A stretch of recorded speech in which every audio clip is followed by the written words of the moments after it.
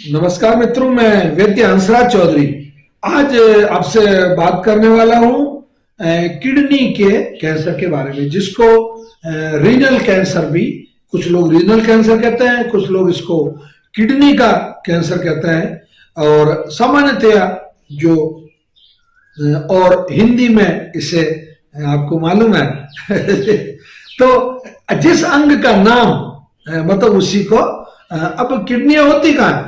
Kidney आपकी दोनों रीढ़ की हड्डी के बिल्कुल ठीक, मतलब रीढ़ की हड्डी के दोनों साइड में ये जो आपकी नाभि है ठीक करीब करीब इसी सीध में पीछे की तरफ होती है। यह अगर आपको लगातार ये दोनों बीन के आकार की होती है, जो राजमा जिसे कहते हैं, राजमा का जो आकार होता है वो इस तरीके के आकार की किडनी। अब यहां अगर दर्द आपको, मैं ये इसकी पोजीशन इसलिए बता रहा हूं कि इस जगह अगर लगातार आपको दर्द है, लगातार आपको मतलब पेशाब की मात्रा घटती जा रही है, लगातार आपको मतलब चक्कर आने शुरू हो गया है, आपका जो भोजन है वो बहुत कम हो गया है, यानी कि आपकी जो डाइट है वो बहुत ज्यादा कम हो गई है, आपके गुर्दे धीरे धीरे मैं इसीलिए हंसा था, आप लोगों को सबको मालूम है गुर्दों का कैंसर है ना। तो ये जो रीनल कैंसर है इसकी मुख्य पहचान लगातार दर्द, पेशाब में खून आना, किडनियों में लगातार सोजिश बनी रहना, भूख कम हो जाना, नींद ठीक से नहीं आना, आपकी स्किन का जो ग्लो है वो कम हो जाना और आपका वजन बहुत तेजी से घटना। मतलब दूसरे सब कैंसर में भी वजन कम होता है, परंतु खास तौर से पर्टिकुलर किडनी के कैंसर में और लीवर के कैंसर में वजन बहुत तेजी से कम होता है। मतलब बहुत यूं बिल्कुल औंधे मुंह गिरता है वजन, इतना मतलब इसमें ये जो असर है वो आता है वजन में, वजन के मामले में। तो आपका जो वजन है वो बहुत तेजी से गिरता है। अब एक्चुअली आपका यूरिन जब आप करते हैं तो उस यूरिन में जब रुकावट आने लगती है तो ये दो तरीके से होता है, एक तो रीनल यानी कि किडनियों के अंदर, और एक जो आपकी जो ट्यूब है, दोनों जो किडनियों से मूत्र को लेके आपका जो यूरिन ब्लैडर है, तो यूरिन ब्लैडर में बिल्कुल अलग कैंसर होता है। यूरिन ब्लैडर में होगा तो वो यूरिन ब्लैडर कैंसर कहलाएगा, परंतु जो आपकी ये जो दोनों नलियां हैं वो भी, उसमें भी बहुत सारी बारी मतलब कैंसर हो जाता है। और उसमें कैंसर होने पर क्या है कि ऊपर से जो आपूर्ति है, जो बना हुआ जो मूत्र है वो यूरिन ब्लैडर तक नहीं आ पाता, तो वहां भी मतलब बहुत सी बार मतलब कैंसर हो जाता। अब इसका जो रीजन है मुख्य, वो अगर हम उस पर अगर विचार करें तो ये बहुत चिंता का विषय है। आप लगातार धूम्रपान करते हैं, आपको बिल्कुल किडनी का कैंसर होने के पूरे चांस है। आपको मोटापा बहुत ज्यादा है तो आपको किडनी का कैंसर होने के पूरे चांस है। आप अगर हाई ब्लड प्रेशर के पेशेंट है तो आपको किडनी का कैंसर होने के पूरे चांस है।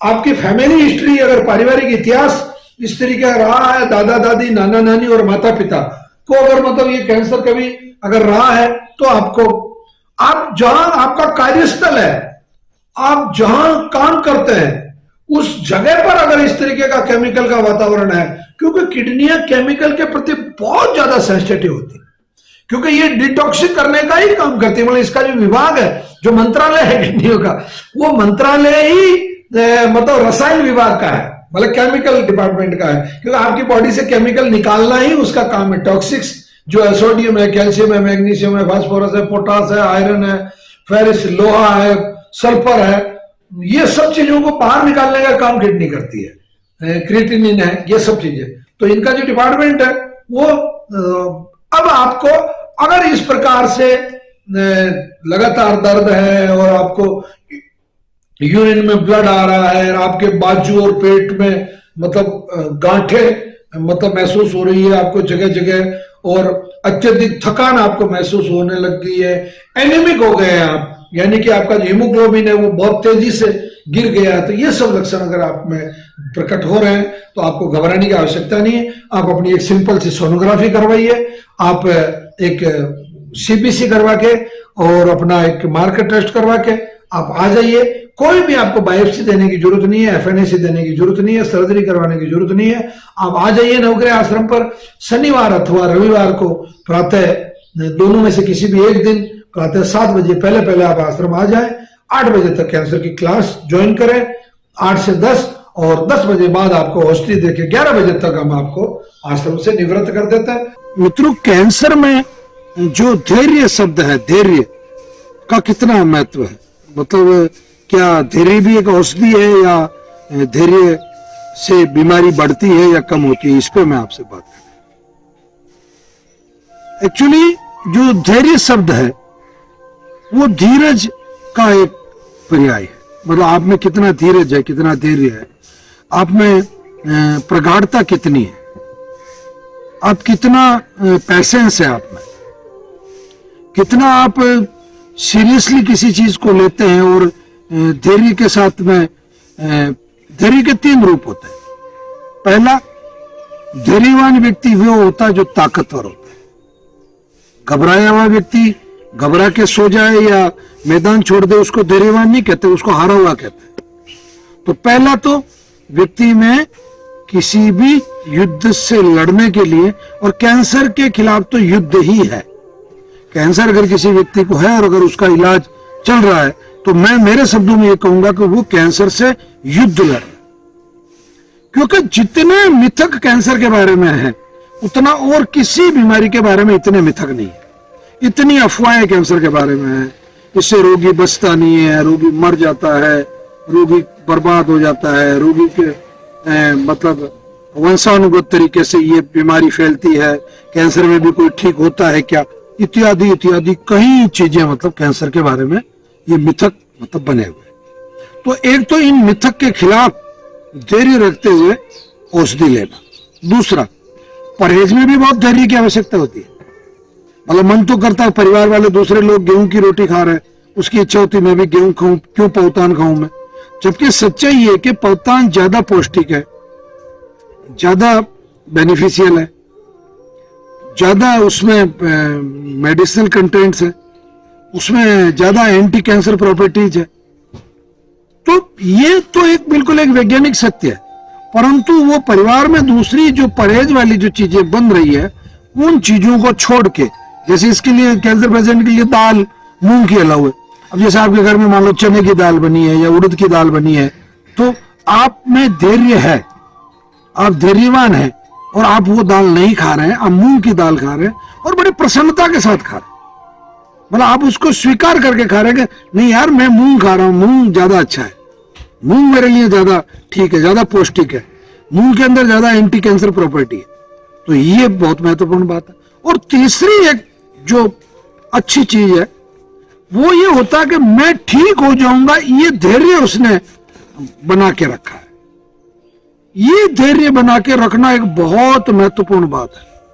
आप कल्पना नहीं कर सकते हैं कि किसी व्यक्ति में अगर मैंने कई हजारों पेशेंटों पे ये प्रयोग किया और उनसे मैंने बात की है, तो उनका सब शुरू में तो सब धैर्य जवाब दे रहा था।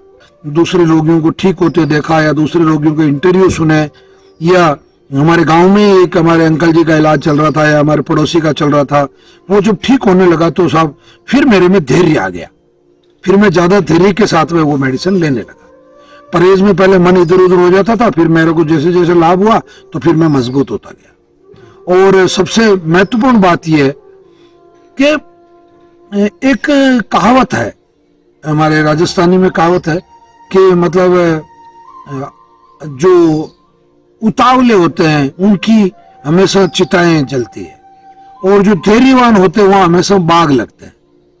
मतलब धैर्य का बाग और उतावली की देवड़ी, ये मतलब राजस्थानी में कहावत है।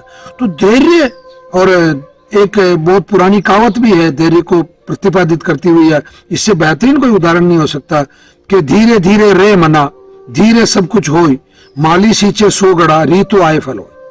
तो आप धीरे धीरे धैर्य के साथ में मतलब कदम दर कदम आगे बढ़ते जाते हैं, इतिहास पीछे छूटता जाता है। कैंसर को इतिहास बना दीजिए, अगर आप में धैर्य है तो आप बिल्कुल कैंसर को इतिहास बना सकते हैं कि कभी once upon a time I was cancer patient, मतलब आप कभी कैंसर पेशेंट थे। ये चीज आप बहुत आसानी से, बहुत मेहनत के साथ में साबित कर सकते हैं, बशर्ते आपके पास धैर्य हो। और अगर धैर्य नहीं है तो कुछ भी नहीं है। मेडिसिन लेने में धैर्य है, परहेज रखने में धैर्य है, परिणाम प्राप्त करने में धैर्य है, और सबसे जो महत्वपूर्ण जो बिंदु है कि आपकी परीक्षा में आप खुद बैठे हैं, मतलब कोई और व्यक्ति आपकी परीक्षा लेने के लिए नहीं बैठा है, मतलब आप खुद ही अपनी मर्जी से परीक्षा देने के लिए बैठे हैं। तो कितने अच्छे अंकों से आप ये परीक्षा प्राप्त करते हैं, ये एक बहुत महत्वपूर्ण मुद्दा है। तो मुझे पूरा विश्वास है कि आप पूरे धैर्य के साथ में औषधि समय पर लेंगे, परहेज पूरा रखेंगे, आत्मविश्वास के साथ औषधि लेंगे और धीरे धीरे मतलब आप निश्चित रूप से उत्तम स्वास्थ्य की तरफ बढ़ते जाएंगे। कैंसर तो हारने को तैयार बैठा है, बस आप में थोड़ा धैर्य चाहिए, थोड़ी दृढ़ता चाहिए, थोड़ा विश्वास चाहिए, थोड़ी प्रखरता चाहिए, तो निश्चित रूप से कैंसर तो हारा ही पड़ा है। आपके मेथी की एक पूरी लेके जाओ, आपका अगर हेमोग्लोबिन मान लो आज की तारीख में अगर 8 है और आप मेथी का जो पत्ते होते हैं मेथी या पालक, ये पत्ते वाली जो चंदलोई वगैरह जो आप 15 दिन खा लो, 15 दिन में अगर आपका 2 पॉइंट है, हीमोग्लोबिन नहीं बढ़ जाए तो मैं जिंदगी भर आपके घर पे मतलब मजदूर का काम करूंगा। ये ओरिजिनल जो चीज है, और आपका कैंसर भी गया क्योंकि आपका हीमोग्लोबिन बढ़ गया तो फिर कैंसर को तो खत्म होना ही पड़ेगा। हीमोग्लोबिन बढ़ गया मतलब आपका प्राण बढ़ गया। आपने अपनी प्राणवायु का, ऑक्सीजन को क्या कहते हैं, प्राणवायु तो कहते हैं। और आप डर किससे रहे? आपने कैंसर किसके साथ नहीं हो? जिनको है वो हाथ खड़ा करें, ठीक है। आपको अपनी मौत की तारीख मालूम है क्या? अरे बैंक की किस्त की तारीख मालूम होती है, उस दिन किस्त जमा कराते हैं ना। रेलवे का रिजर्वेशन होता है, फ्लाइट का रिजर्वेशन होता है, मेरी सीट नंबर इतनी विंडो साइड में है, उस तारीख को घर से उठोगे जाओगे। मैं ज्ञान की बात कह रहा हूं, खास तौर से सुन लेना। ताई थाना मरण की तारीख मालूम है क्या? को नहीं, तो फिर क्यों डरना? मैं भी मरसी हूं, मरना मुझे भी है, फिर कैंसर से क्यों डरना? इतनी कमजोर बीमारी, इतनी चौवन छाप बीमारी है, फरतूस बीमारी है, सड़क छाप बीमारी, उससे डर रहे हो? मैं हकीकत बताऊं, बीमारी तो अगर आपका लीवर डिसऑर्डर हो गया तो वो ज्यादा खतरनाक है। बीमारी तो अगर आपके फेफड़ों में अगर वो जो हार्ट होगी अगर उसकी, वो ज्यादा खतरनाक है। अगर आपका HIV हो गया तो वो ज्यादा खतरनाक है। फिर आपको हेपेटाइटिस बी है तो वो ज्यादा खतरनाक है। बेचारा कैंसर तो कुछ है ही नहीं, जबरदस्ती इसको तो चंद बना दिया इसको। है तो सड़क चाक गुंडा है, तो सड़क, हाँ सड़क चाक गुंडा है ना, जो दारू से होता हो, गुटखे से होता हो, जो नॉनवेज से होता हो, जो ऑक्सीजन की कमी से होता हो, वो तो सड़क चाक भी है ना। अच्छा कैंसर तो वही वहां जाता रहा जहां सड़क है। वही आदिवासियों के पास तो बेचारों के पास कोई सड़क नहीं है, क्योंकि अच्छी रहा जो उनकी सड़क नहीं बनी, तो वो आज जिंदा है। और जहां सड़क बन गई वो हो गया था। तो आप रामदेव जी के आलोम विलोम को और भस्त्रिका को, उसको भी मैं आपका दिमाग में गलत में निकाल देता हूं। वो रामदेव जी की नहीं है, वो महर्षि पतंजलि की है। जो हमारे वेदों में लिखा हुआ कि आप ऑक्सीजन को जितना गहरे से लेते हैं, जितना फेफड़ों को फुलाते हैं, अभी कर लो के लिए 2 मिनट के लिए, फिर घर जाकर भूलोगे, मुझे मालूम है आप लोगों को। ऑक्सीजन को जितना जल्दी, जितना तरीके से अगर आप सही सिस्टम से लेते हैं, यानी कि आप 1 मिनट में 8 या 9 श्वास अगर लेना शुरू करते हैं, फालतू नवरे 17, 18 या 20 श्वास लेने के, आप ऑक्सीजन को रोके अंदर, आप अंदर रोकोगे तो आपके फेफड़े उसको लेंगे। आप रोक ही नहीं रहे। ट्रेन का टिकट ले लो, जहां आधा मिनट ट्रेन रुकती है वहां नहीं लेता ना।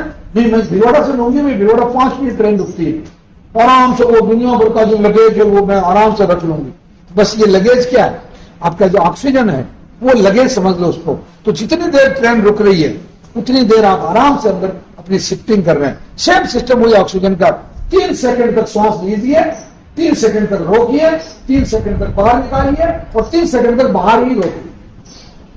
फेफड़ों में डिमांड भी होने दीजिए या अंदर, और उस 3 सेकंड तक जब तक आपने बाहर रोक रखा, हो सकता है ऐसी कुछ गैसें हो, हीलियम जैसी कुछ गैसें होती है, हाइड्रोजन जैसी कुछ गैसें होती है जो किसी के साथ घुल जाती है। खासतौर से कार्बन डाइऑक्साइड जो होती है वो लिक्विड में घुल जाती है, तो वो भी बाहर निकलने का उसको भी मौका दो। आप तो ऊपर से धमाधम डाले जा रहे हो। भाई आपने आज जो कपड़े प्रेस करवाए नीचे रख दिए, रोज 15 दिन तो कपड़े प्रेस होके आ रहे हैं, तो नीचे वाले कपड़े का नंबर आएगा क्या? नहीं आएगा।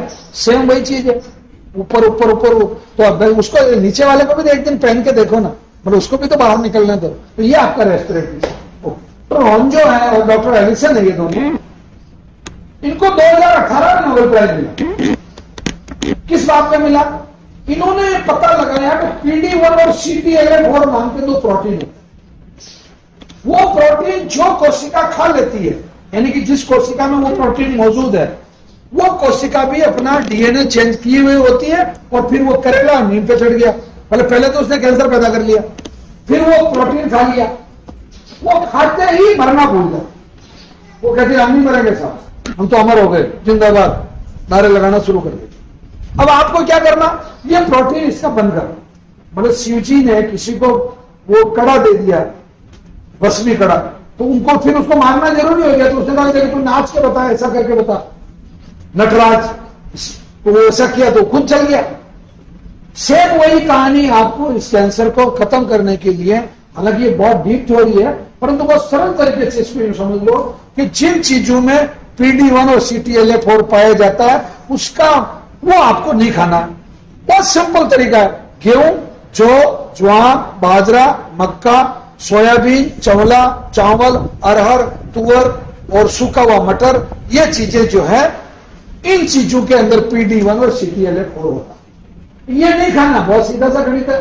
नहीं खाया तो ये नहीं खाया, फिर क्या खाना है? फिर आपको अगर भाई आज तो बाबे ने मार दिया, भाई कैंसर का इलाज कराने खातर आए, इन्हें रोटी राटी बंद कर दिया, रहने दे, हो गया इलाज अपना, तो इससे तो अच्छा तो मर लेंगे।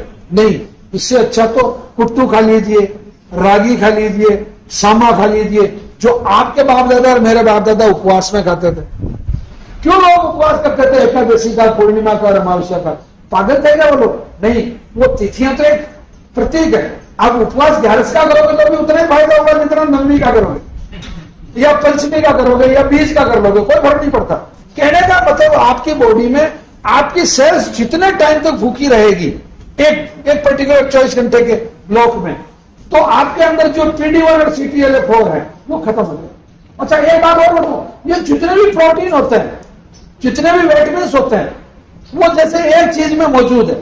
अब मैं इसको एक तरीके से समझो, आपका ये बैग है, इस बैग में आपने 50 ग्राम 5 तोला सोना रख रखा है। ये बैग है जब तक ये सोना है ना, मान लो इस बैग को कोई उठा के ले गया तो सोना भी गया, एक तरीका तो ये। दूसरा, ये बैग खत्म हो गया तो भी सोना गया। और तीसरा, इस बैग में से सोना निकाल लें और केवल बैग रह जाए, ये तो संभव ही नहीं है, क्योंकि सोना बैग के अंदर है। सेम वही कहानी आपकी कोशिका के अंदर है। आपका PD1 और CTLA प्रोटीन भी उतने ही दिनों में खत्म हो जाता है जितने दिनों में आपकी सेल खत्म।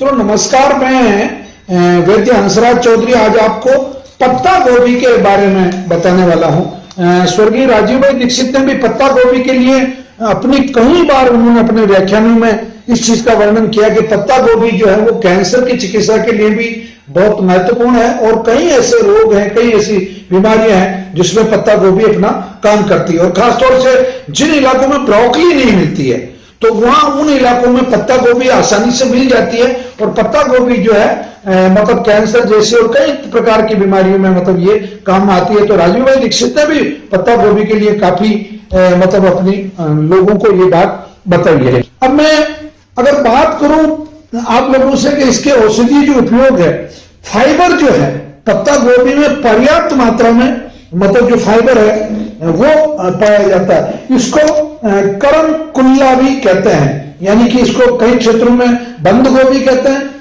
कई क्षेत्रों में इसको करम कुल्ला कहते हैं। और इसमें कई, और इसका अगर बॉटनिकल बात मैं करूं तो ये ब्रोसिका ओलेरेसिया वार कैपिटेटा, ये इसका जो बॉटनिकल नेम है। और ये पूरी दुनिया में करीब करीब मतलब पैदा की जाती है।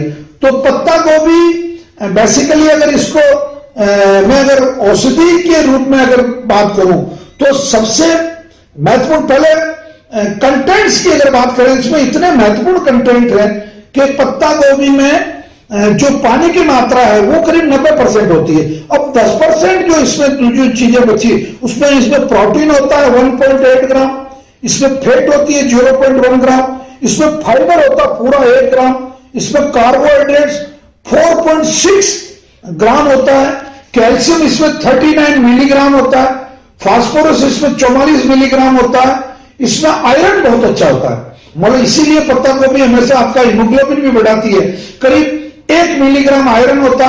कैरोटीन, जो कि आपको मैं पुनः बार बता रहा हूं, जो कैरोटीन गाजर में पाया जाता है, जो टमाटर में पाया जाता है, वही कैरोटीन पत्ता गोभी में 120 मिली माइक्रोग्राम इसमें पाया जाता है, जो कि कैंसर के लिए बहुत महत्वपूर्ण है।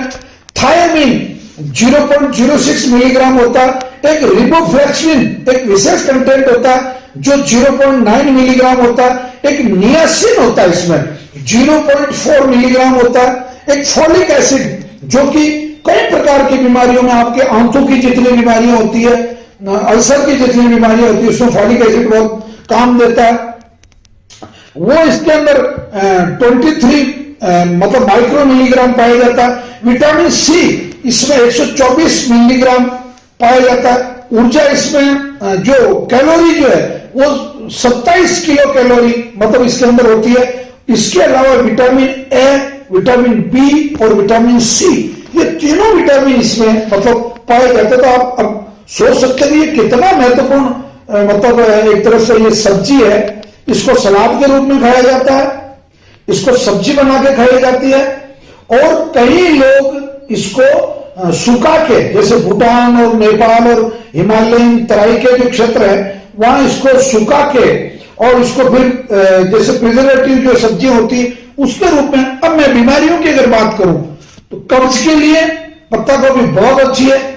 कैंसर के लिए पत्ता गोभी से बेहतरीन कोई मतलब सब्जी नहीं हो सकती है, और फाइबर इसमें पर्याप्त मात्रा में मिलता है, तो कब्ज के लिए पत्ता गोभी बहुत फायदा करती है। तो मित्रों, मैं आप लोगों से पुनः निवेदन करता हूं कि आपको जहां तक संभव हो, अगर जिस इलाके में ब्रोकली नहीं मिल रही है तो फिर आपको पत्ता गोभी को अपनी प्राथमिकता या वरीयता देनी चाहिए। और विशेष तौर से आप जब भी नवग्रह आश्रम आए तो इस प्रकार के औषधीय पौधों से या ऐसी सब्जियों से अपना परिचय बढ़ाएं।